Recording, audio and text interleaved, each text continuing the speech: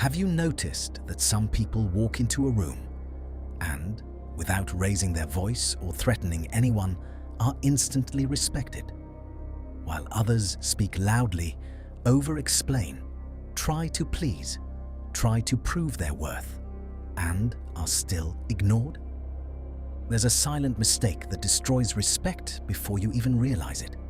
A mistake that looks like virtue, like kindness, like maturity, but underneath it erodes your presence. And the most dangerous part? You probably make this mistake every day. Machiavelli understood it. Nietzsche did too. Modern psychology only confirmed what they already knew. Respect doesn't come from intention. It comes from perceived power. Here's the uncomfortable truth. You can be a good person and still be disrespected. You can be competent and invisible, intelligent and irrelevant. Because the world doesn't respond to what you are. It responds to what you communicate. And that's where the mistake begins. Since childhood, we've been taught that to be accepted, we must please. That being nice is the highest virtue. That avoiding conflict equals maturity. That being understanding is always superior.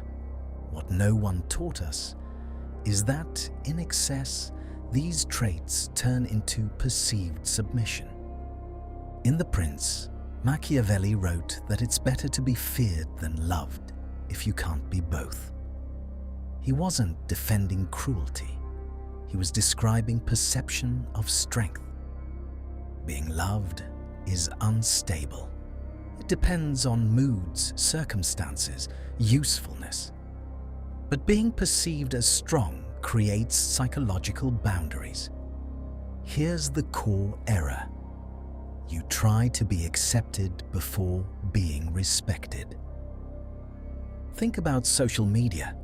How often do people soften opinions to avoid criticism, adjust themselves for validation? This triggers a primitive mechanism in the brain, hierarchy detection. Our reptilian brain constantly scans for status cues. Is this person dominant or submissive? Confident or insecure? Independent or approval-seeking? Excessive need for acceptance signals low autonomy, and autonomy is a pillar of respect.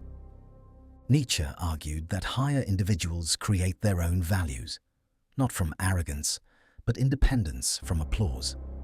When you reshape yourself to avoid discomfort, you send a message. I need validation. Need is the opposite of power. Carl Jung spoke about the shadow, the parts we repress to be accepted.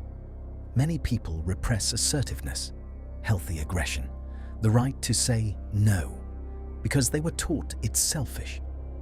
But repressing healthy aggression means repressing boundaries. And without boundaries, there is no respect. Look at corporate environments. The employee who says no problem to everything is rarely promoted. The one who disagrees calmly, holds posture, doesn't bend under pressure, is seen as structurally solid. It's not about shouting, it's about internal stability. Kindness isn't the problem. Kindness driven by fear is. People sense the difference. Neuroscience shows we detect micro-expressions, tone shifts, posture cues in milliseconds. Before logic kicks in, the limbic system has already categorized you.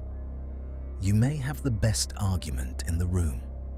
If your posture communicates hesitation, it loses weight.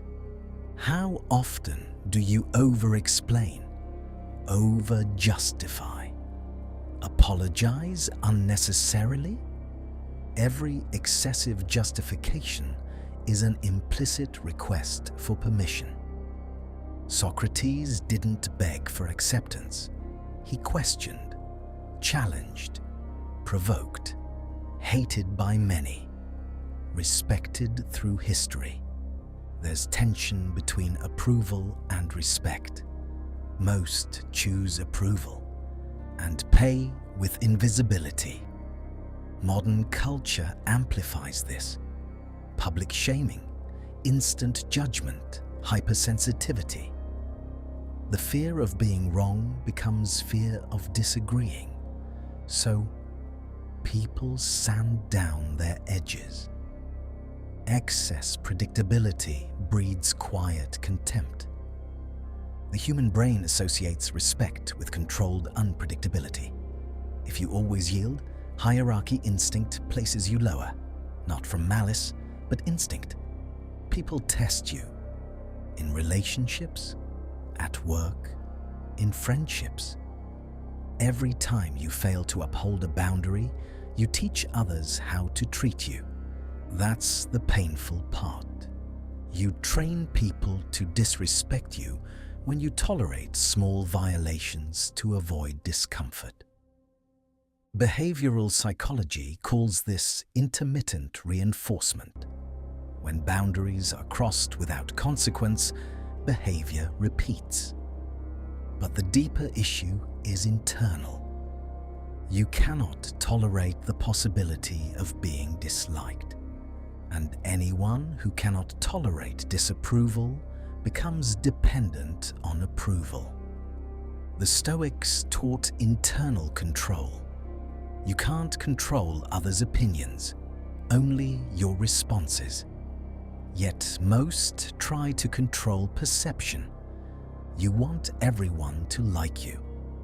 In the process, you abandon the only thing that generates respect: alignment with your own values.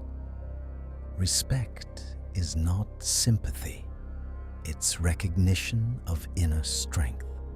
Think of someone you truly respect. They likely don't please everyone. They've said uncomfortable truths, held positions under pressure. There's a psychological presence that emanates from people who don't trade principles for convenience. But to be respected, you must accept that some people will feel uncomfortable around you. Most avoid that tension. Jung would call it fear of the shadow, fear of being seen as cold or harsh. So, you overcompensate and dilute yourself. Imagine adding water to a glass every time someone enters the room to make it more palatable. Eventually, there's no flavor left. If you don't know who you are, neither will the world. Social psychology experiments show that upright posture, deliberate movement, and calm speech increase perceived competence, even when content is identical. The world judges presence before character. Presence reflects how you relate to your own value. If you believe you must constantly prove yourself, your communication becomes anxious. Anxiety is detectable. Respect erodes there. Sometimes repeated disrespect makes you internalize the need to try harder, work more, explain more, give more. But the paradox is brutal. The more you try to prove your value, the less solid it feels. Real value isn't begged for, it's assumed. Over-adaptation breeds hidden resentment. You smile externally, rage internally. That inconsistency leaks through sarcasm, passive aggression, self-sabotage. Incoherence kills respect. Look at modern culture. Influencers shifting opinions for trends. Leaders over-apologizing to protect image. Professionals accepting abuse to keep opportunities. Same root, fear of losing acceptance. But acceptance from whom? Often from people who don't respect you anyway. Machiavelli understood human nature. Interest-driven, convenience-based. If your identity depends on volatile approval, Your stability is fragile. Fragility reduces respect. This doesn't mean arrogance. Arrogance is insecurity disguised. The real power lies in something subtler, sustaining social discomfort without bending, saying no without crushing guilt, holding silence by choice, not fear, maintaining eye contact steadily. These signal self-control, and self-control is one of the highest forms of power. Respect doesn't come from usefulness. Being indispensable may create dependency, not respect. Respect arises when others sense you could walk away. That's difficult to accept. When you signal that you must stay, must belong, must preserve a relationship at any cost, you lose leverage. Alternatives create power. In modern life, alternatives mean emotional, financial, and psychological autonomy. So ask yourself, are you in your relationships by choice or fear of being alone? Those who choose to stay are respected. Those who need to stay are merely tolerated. And there's a vast gap between tolerance and respect. Ultimately, respect begins with self-image. If your self-image is built on comparison, insecurity, and fear of rejection, your presence will reflect it. The world reacts to what you believe about yourself. There's an invisible belief that may be sabotaging you. It looks like humility, but it's self-devaluation. Looks like empathy, but it's fear of confrontation. Looks like maturity, but it's avoidance of your own power. As long as that belief remains, no communication technique will fix the root. In the next part, we'll expose that psychological root, the internal mechanism that turns potentially strong individuals into constantly underestimated ones. And what you discover may completely change how you position yourself in the world. There's an invisible belief that may be sabotaging your presence without you realizing it. A belief that looks like humility, but is self-devaluation. That looks like empathy, but is fear of confrontation. That looks like maturity, but is avoidance of your own power. The belief is simple and devastating. I don't have the right to take up space. You may not phrase it that way, but it shows up subtly when you cut yourself off mid-sentence, when you downplay an achievement with "it was nothing," when you allow yourself to be interrupted and don't reclaim your point, when you apologize for having emotions. This belief often forms early. As children, we learn that speaking too much annoys people, that disagreeing brings punishment, that setting boundaries risks rejection. The brain quickly prioritizes social safety, so you begin to shrink. Jung would say that at that moment, you hand parts of yourself over to the shadow. You sacrifice power to preserve connection. What begins as survival strategy becomes identity. You become the easygoing one, the one who avoids conflict, the one who understands everyone. It sounds virtuous, but here's the cruel paradox.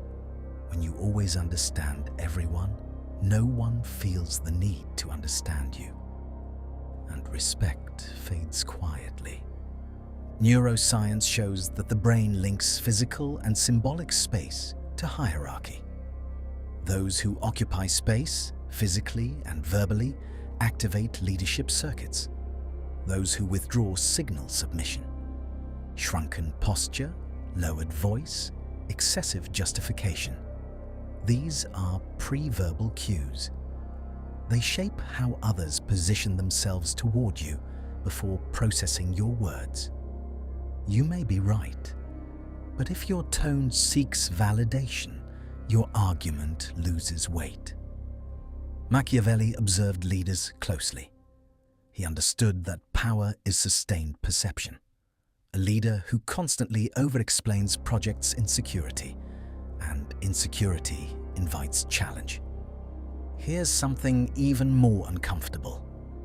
The world respects those who can tolerate being misunderstood. Read that again.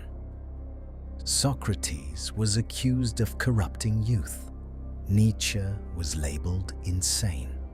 The Stoics were seen as cold, yet they held their ground. If your posture depends on being interpreted kindly, it isn't posture. It's conditional approval. And conditional approval is fragile. The mistake that blocks respect is trying to control how others feel about you. You adjust every sentence to avoid friction. You try to predict reactions. You aim for social perfection. But social perfection is impossible. The more you try to control perception, the more anxious you become. And anxiety leaks through your presence. Psychology speaks of locus of control. Those with an external locus depend on approval and circumstance.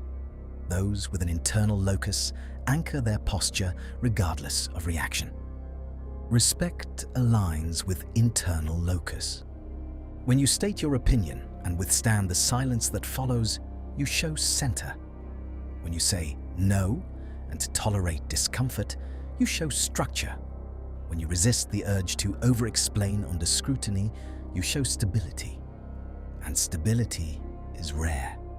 We live in an age of instant reaction.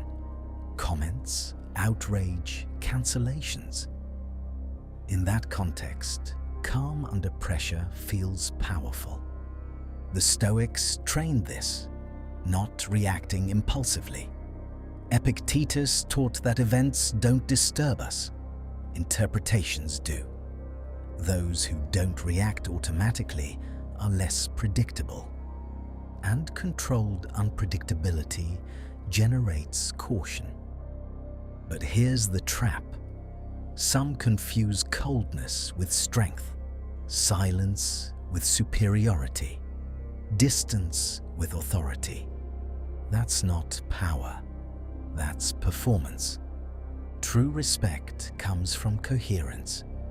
If you act cold just to appear strong, your body language conflicts with your inner state. People sense artificiality, and artificiality breeds distrust.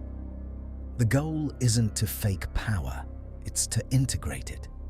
Integration means embracing healthy aggression. Aggression isn't violence, it's assertive energy. The ability to say, "This is not acceptable," without guilt. The force that protects boundaries. When you repress it, it doesn't disappear. It turns inward. You doubt yourself. Accept less than you deserve. Stay silent when you should speak. Each silence reinforces the belief that you shouldn't take space. See the cycle? You believe you shouldn't take space. So you withdraw. You're disrespected. That reinforces the belief. A perfect loop of self-sabotage. Breaking it requires confrontation. You must tolerate discomfort, disappoint expectations, stop being the predictable, nice one. And that's frightening. Nietzsche described herd morality, blending in for belonging. Belonging offers safety, but at the cost of authenticity. When you shift your posture, some people pull away. Many interpret that as failure. It's not.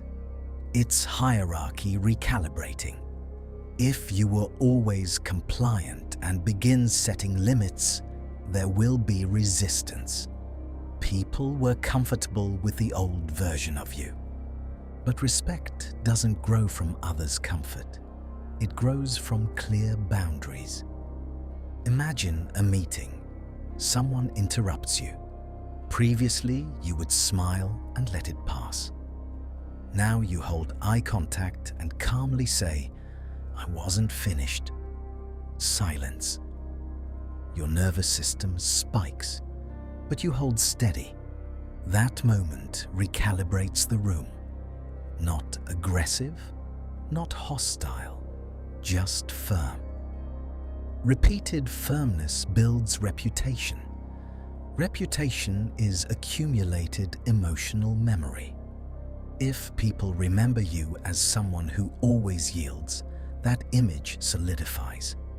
But if they experience consistency and strength, their internal model updates. And updating models requires repetition. Competence also matters. Real skill creates grounded confidence. Your voice carries weight when your knowledge is solid. But even competence collapses under excessive approval seeking. How often have you heard experts begin with, "I might be wrong," but, repeated constantly, that phrase erodes authority. Humility acknowledges limits without shrinking value. Self-sabotage shrinks value before it's tested. Here's the philosophical core. Respect isn't demanded. It's emanated when you take responsibility for your power. Taking power doesn't mean dominating others. It means not abandoning yourself to be accepted. Every time you silence your truth to avoid discomfort, you abandon yourself. Every time you tolerate disrespect to preserve connection, you abandon yourself. Every time you minimize success to avoid envy, you abandon yourself. Repeated abandonment fragments you. Jung would call it psychic division. One part wants to assert, another wants social survival. When survival always wins, vitality fades. And people without vitality are rarely respected. Vitality communicates presence. Presence communicates strength. But there's one final obstacle. You may understand all this. You may decide to change and still feel fear. Fear of losing people, fear of seeming arrogant, fear of being alone. That fear is real, because true respect requires detachment. Detachment from universal approval, from total image control, from the identity built on pleasing. Machiavelli would say a ruler must be willing to lose some love to preserve the kingdom. In your life, the kingdom is integrity. Without integrity, you may be accepted, but not respected. And here's the final shift. The moment you stop chasing respect is the moment it begins to appear. When you're no longer extracting validation from the environment, your energy changes. You speak from conviction, not approval. You act from coherence, not fear. And people feel that.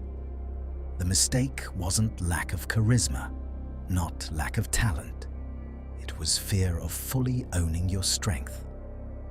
Now the question is simple.